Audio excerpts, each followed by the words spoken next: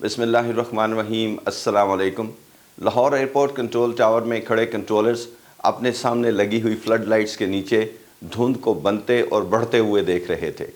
तकरीबन आधी रात का वक्त था और गहरी धुंध के बायस विजिबिलिटी नज़र आने की हद काफ़ी ख़राब हो चुकी थी और ऐसा लग रहा था कि जल्द ही धुंध पूरे एयरपोर्ट को अपनी लपेट में ले लेगी। उस वक्त बोइंग 747 हवाई जहाज़ की एक मुसाफिर बरदार फ़्लाइट रवानगी के लिए तैयार हो रही थी। कैप्टन ने धुंध बढ़ने की सूरत में लाहौर एयरपोर्ट पर फंस जाने के इम्कान के मद्देनज़र ट्रैफिक के अमले को जल्द अज जल्द डोर क्लोज़ करने का कहा। इसी दौरान उसने कंट्रोल टावर से स्टार्टअप और पुश बैक रिक्वेस्ट कर लिया था। हवाई जहाज़ को पार्किंग स्टैंड से बाहर निकालने के अमल को पुश बैक कहते हैं। जहाज़ के पार्किंग स्टैंड से पुश बैक करते करते धुंध काफ़ी बढ़ चुकी थी। मैं उस वक्त रेडार पर शिफ्ट सुपरवाइज़र की ड्यूटी कर रहा था। कंट्रोल टावर से मुझे इस हवाई जहाज़ की रवानगी के बारे में बताया गया कि पायलट रिक्वेस्ट कर रहे हैं कि उसे रनवे तक जाने की इजाज़त दी जाए। अगर तो रनवे पर डिपार्चर के लिए विजिबिलिटी ठीक हुई और उसे कानून के मुताबिक रनवे की लाइट्स नज़र आ रही हुई तो वो डिपार्चर करेगा, वरना वापस पार्किंग स्टैंड पर आ जाएगा। हमने उसे विजिबिलिटी की इन्फॉर्मेशन के साथ तमाम प्रिकॉशंस के साथ इजाज़त दे दी, लेकिन उसके पीछे पीछे दूसरे दो हवाई जहाज़ों को स्टैंड पर ही रोक लिया ताकि वो पहले इस बोइंग 747 के डिपार्चर को देख लें। मेरा लाहौर कंट्रोल टावर में एयरपोर्ट में धुंध आते हुए देखने का अच्छा खासा तजर्बा था। मुझे मालूम था कि उस वक्त जो सूरत हाल थी, हो सकता है कि चंद ही मिनटों में विजिबिलिटी बिल्कुल ज़ीरो हो जाए, यानी बाहर धुंध की वजह से कुछ भी दिखाई ना दे। और मैंने इसीलिए दो दूसरे तैयार होने वाले हवाई जहाज़ों को रोक लिया था कि कहीं धुंध में आपस में एक दूसरे के रास्ते में ना आ जाएं। बोइंग 747 ने अभी रनवे की जानिब हरकत शुरू ही की थी कि एकदम धुंध का रेला आया और बाहर नज़र आना बंद हो गया। हर तरफ गहरी धुंध छा चुकी थी। चंद लम्हे तो बोइंग 747 के पायलट ने कोशिश की, लेकिन नज़र ना आने के बायस जिस जगह था वहीं खड़ा रहा और वापस आने की रिक्वेस्ट कर दी। लेकिन उसने साथ में ये भी बता दिया कि उसे ठीक तरह से मालूम नहीं है कि वो इस वक्त कहाँ पे खड़ा है। हमने दो गाड़ियाँ उसकी तलाश में रवाना की। एक एक इंच करके उन्होंने रास्ता तय किया और जहाज़ की तलाश का काम शुरू किया। बड़ी हैरत अंगेज़ बात है, बिल्कुल कंट्रोल टावर के नीचे सामने जहाँ हवाई जहाज़ खड़े होते हैं, एक बोइंग 747 हवाई जहाज़ गुम हो गया। तकरीबन आधे घंटे बाद वायरलेस पर इतला मिली कि उन्हें जहाज़ मिल गया है। फिर उसे वापस लाने का काम शुरू हुआ तो 2 घंटे बाद हवाई जहाज़ अपने पार्किंग स्टैंड पर पहुंचा। मैं अपनी वीडियो बनाने के लिए बढ़ा चढ़ा कर ये बयान नहीं कर रहा, बल्कि जिसने लाहौर की धुंध देखी है उसे अंदाज़ा हो गया होगा। आपको तारीख़ का बदतरीन हादसा जिसमें KLM और पैन एम के 2 बोइंग 747 हवाई जहाज़ रनवे पर धुंध की वजह से आपस में टकरा गए थे याद तो होगा।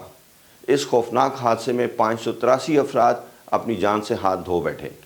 इस हादसे की असल वजह एक बोइंग 747 हवाई जहाज़ का गहरी धुंध में नज़र न आने के बायस गलती से रनवे पर चले जाना भी था।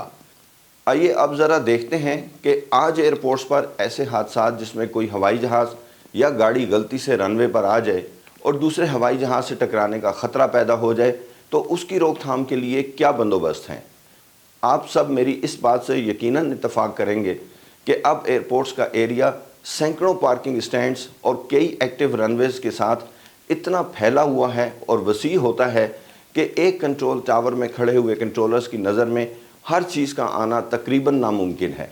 चुनाचा अब महफूज हैंडलिंग के लिए ज़रूरी है कि किसी तरीके से एयरपोर्ट और ख़ास कर रनवे और हवाई जहाज़ों के नकलो हरकत के रास्ते टैक्सीवेज़ पर ऐसे आलात, रेडार और सेंसर्स लगा दिए जाएँ और उनका डेटा कंट्रोल टावर में कंट्रोलर्स को उनके सामने कंप्यूटर स्क्रीन पर दिखाया जाए ताकि उन्हें पता रहे कि कौन सा हवाई जहाज़ या गाड़ी किस जगह है और कौन सा रास्ता ब्लॉक है, कौन सा रास्ता खुला है।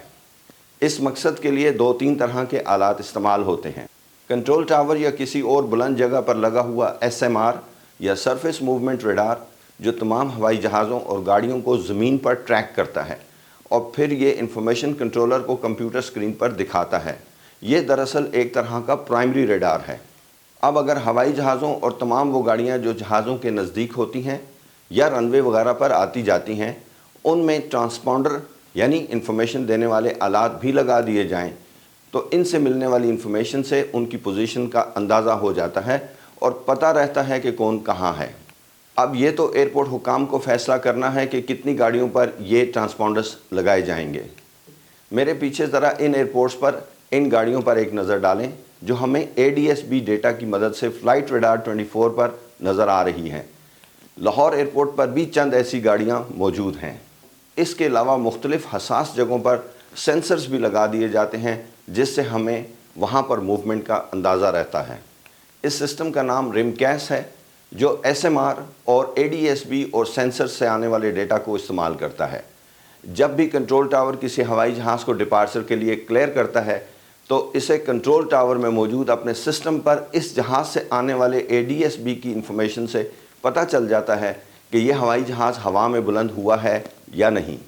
کسی بھی ہوائی جہاز کے مین ویلز کے ساتھ ایک سوئچ لگا ہوتا ہے جو ان ویلز پر وزن کے ساتھ آن آف ہوتا ہے۔ جیسے ہی ہوائی جہاز ہوا میں بلند ہوتا ہے تو یہ سوئچ ویلز پر وزن کے کم ہونے سے اندازہ لگا لیتا ہے کہ ہوائی جہاز ہوا میں بلند ہو چکا ہے اور فوراً یہ انفارمیشن ADS-B کے ذریعے ٹرانسمٹ کر دیتا ہے، نشر کر دیتا ہے۔ اس کے علاوہ اگر ہوائی جہاز کی رفتار ایک حد سے زیادہ بڑھ جائے تو بھی ADS-B اندازہ لگا لیتا ہے کہ یہ ہوائی جہاز اب ٹیک آف کرنے والا ہے، ہوا میں بلند ہونے والا ہے۔ فلائٹ ریڈار 24 پر ہوائی جہاز اسی ADS-B ڈیٹا کی بنا پر نظر آ رہے ہیں۔ ہوائی جہاز کی پوزیشن چاہے زمین پر ہو یا ہوا میں، اس کی ایگزیکٹ لوکیشن سیٹلائٹس کی مدد سے اسی سسٹم کے تحت ملتی رہتی ہے۔ رن وے اور ٹیکسی ویز پر بنے ہوئے نشان، مارکنگز اور سرخ اور سبز لائٹس کا سسٹم جسے ہم سٹاپ بارز کہتے ہیں، یہ ممکن بناتا ہے کہ کوئی حادثہ نہ ہو۔ لیکن آج میں پھر یہ کہوں گا، ان سب سسٹمز کے ہوتے ہوئے بھی آئے دن نت نئے واقعات رونما ہوتے ہیں۔ حال ہی میں جان ایف کینیڈی ایئرپورٹ امریکہ میں جب ایک فلائٹ ٹیک آف کر رہی تھی تو اس کے سامنے سے دوسرا ہوائی جہاز رن وے کراس کر گیا۔ وہ تو کنٹرولر کی نظر پڑ گئی اور اس نے ڈپارچر ہوائی جہاز کو فوراً رکنے کا کہہ دیا اور شدید خوفناک حادثہ ہونے سے بچ گیا، الحمدللہ۔ Delta 1943, cancel takeoff clearance. Delta 1943, cancel takeoff clearance. Rejecting. امید ہے آج کی ویڈیو آپ کے لیے دلچسپ اور معلوماتی رہی ہوگی۔ اللہ تعالیٰ آپ سب کو اپنی حفظ و امان میں رکھے، آپ کا سفر بخیر ہو۔ نیکسٹ ویڈیو تک کے لیے اجازت چاہتا ہوں۔ اللہ حافظ۔